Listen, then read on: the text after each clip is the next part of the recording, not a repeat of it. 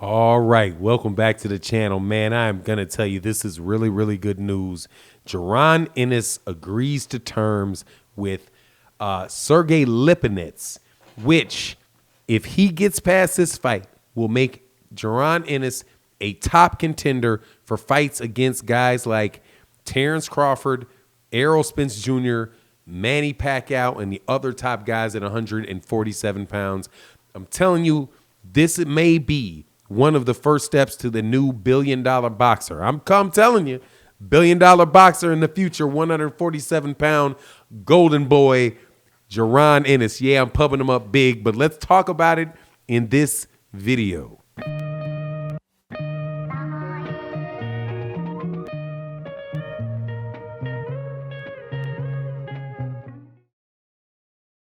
All right, welcome back to the channel. And yes, I'm going to be laying it on thick for my man, Jaron Ennis, out of the great city of Philadelphia and the great state of Pennsylvania.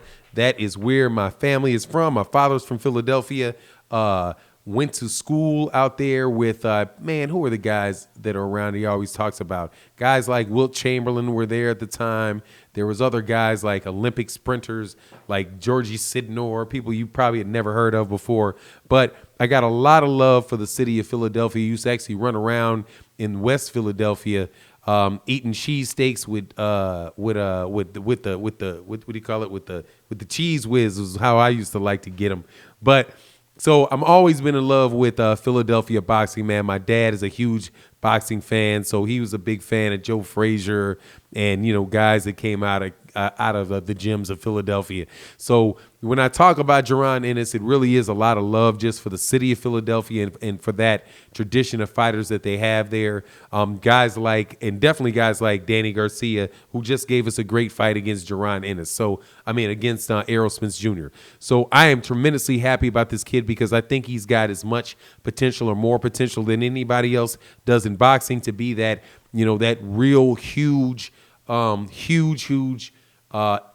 welterweight star, man. He actually might be up there at 160, along with guys like, you know, he has every bit of the upside that Errol Spence Jr. has in that regard, man. He has the skill set and, you know, he has the pedigree, and hopefully we'll get to see this. And I think that this fight with Sergey Lipinets is a huge step up.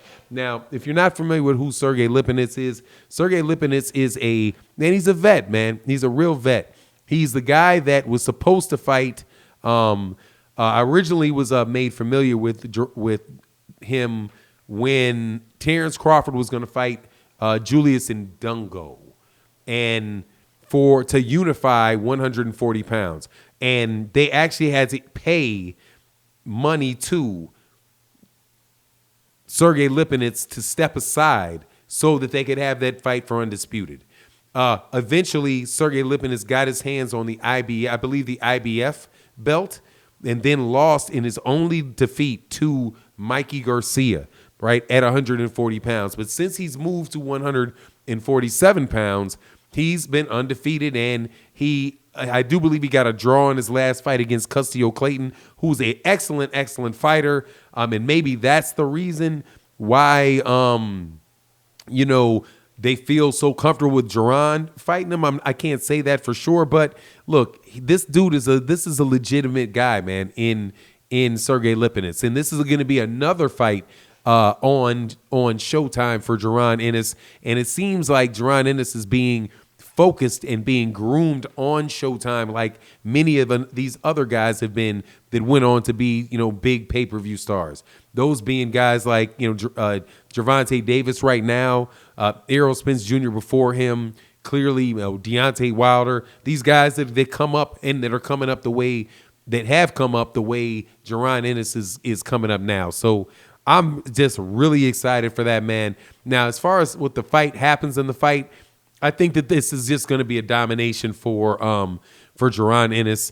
I don't think that there's anything that Sergey Lipinets is going to be able to do with Jaron other than, you know, just get knocked out, man. Really, you know, and I'm glad that this fight is happening and it didn't wind up being, you know, a situation where Jaron Ennis had, you know, because of the way his last fight went, that he was actually, you know, it could have been in a situation for another fighter where it was like, woof, got out of there. He got a no contest. We're not going to give this guy another fight again because, he's obviously going to be somebody that's going to be a lot of difficulty for the top welterweights. That's not what happened. They put him right back in the ring as if he beat Chris Van Heerden, and now it's another step-up fight.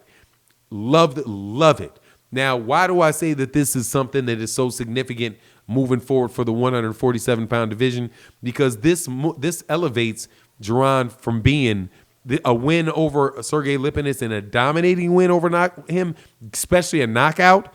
That elevates him above guys like a Mikey Garcia, who fought him and beat Lipinets, but didn't get him out of there, right? Didn't dominate him. If you see Jaron Ennis completely dominating Sergey Lipinets, knocking Sergey Lipinets out, then you can, and this may not be, 100%, the most logical thing, but sometimes, people's opinion are their opinion. They're going to associate that the more dominating win with a superior abilities when they look at Mikey Garcia and when they compare Mikey Garcia and Jaron Ennis. And if you're comparing the Jaron Ennis to the likes of Mikey Garcia, that's telling you something right there, man. He's really going to get there. And that he's right there at that level. And so then what's going to happen? I do believe that Sergey Lipinets is number in the top 3 for sure for the IBF. That puts Jaron Ennis, and like I said in another video that I did, in the position of fighting Errol Spence Jr. or fighting Terence Crawford for the WBO. It's just, I'm telling you, the sky's the limit for this kid. And he's really coming up at a time where it's kind of like, Floyd Mayweather was a guy that just got to be so huge, dude, because of his skill set, right? And what I'm seeing for Jaron Ennis is that where it is tougher for people like Errol Spence and Gervonta Davis and these guys to get on the level of a Floyd Mayweather Jr. as far as their popularity and all that goes, I think Jaron Ennis, because he's that generation after the generation, you know what I mean? He's like, it's at least, what is he, 15 years? He's got to be at least 15 years younger than Floyd Mayweather Jr., 15 years removed from the real peak prime of Floyd Mayweather Jr., similar to how Floyd was a ways away from Mike Tyson. I believe that this kid, Jaron Ennis, can be that guy. They could be after the Mike Tyson, there's the Floyd Mayweather. After Floyd Mayweather, there's the Jaron Ennis, because he has the ability. He has the ability, and he also has the fights to allow him to do that. Could you imagine if Jaron Ennis was able to dominate 147 pounds, move up to 154 pounds, dominate guys like fight guys like Jermell Charlo, get through Tony Harrison's, guys like that, then move up to 160, beat guys like Daniel Jacobs, fight guys like Jermall Charlo, Canelo Alvarez if he's still around at the time, bowl through guys like Jaime Munguia, have, epic matchups down the road with guys like Virgil Ortiz. He just really has that whole night. What would I say?